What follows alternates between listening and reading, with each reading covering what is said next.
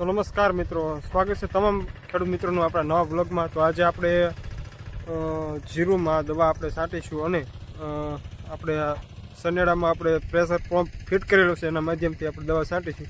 તો ચાલો આપણે આ દવા છાંટવા જઈએ। આ રીતનું આપણું કંઈક જીરું છે, ટોટલ 15 વીઘાનું જીરું છે અને દવા છાંટવાનું કામ કરવાનું છે। ફ્લાવરિંગ જો વરિયાળી જો એની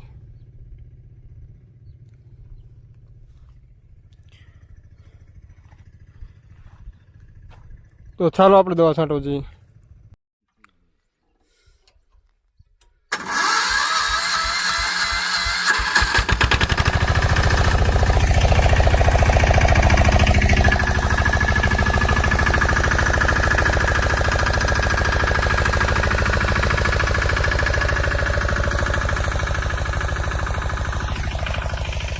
તો મિત્રો પોપ આપણે આખો ભરી નાખ્યો છે અને હવે આપણે દવા છાંટવા જઈશું। જોઈ શકો છો તમે,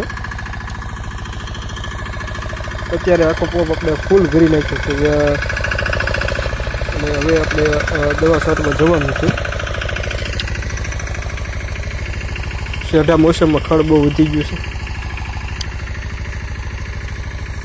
એવું નથી કે આપણે જીરું હાવ રેડી છે, ક્યાંક ક્યાંક આવી ગુંડીઓ આપણે પણ પડી છે જોઈજો।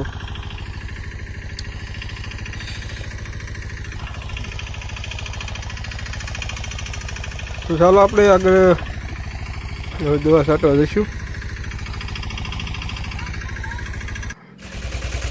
અત્યારે જો દવા છાંટવાનું કામ ચાલી રહ્યું છે, અત્યારે નળીના મારફતે આપણે દવા છાંટી રહ્યા છીએ, પ્રેશર પંપના મારફતે। જેમાં આપણે વાત કરીએ તો 2 સા એક હારી હાલી શકે છે, એટલે 2 સા એક સાથે આપણે દવા છાંટી શકીએ છીએ। તમારે જો 3 છાંટા હોય તો 3 પણ છાંટી શકો એક ઉથલમાં, અને કામ ખૂબ જ સારું થઈ જાય છે।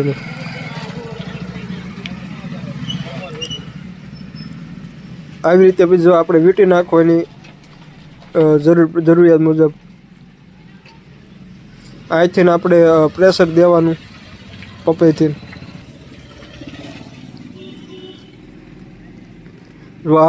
ખેડૂત મિત્રો અહીંથી જો આપણે પ્રેશર દેવાનું ચાલુ કરવા માટે। તો મિત્રો આપણું અત્યારે ક્યાન ખૂટી ગયું છે અને જોઈ શકો છો અત્યારે ક્યાન ભરવા જઈ રહ્યા છીએ અમે। હું ચાલીને જઈ રહ્યો છું અને સનેડું જો આપણે કૂવા એટલે કહેલો છે ત્યાં આપણે કેન ભરી અને પાછું જે વધેલી જે દવા છે એટલી છાંટી દઈશું આપણે। આ એક કેન જે આપણે તમે જોઈ રહ્યા છો, એ એક કેનમાં કુલ 7 પોપની દવા સમાઈ જાય।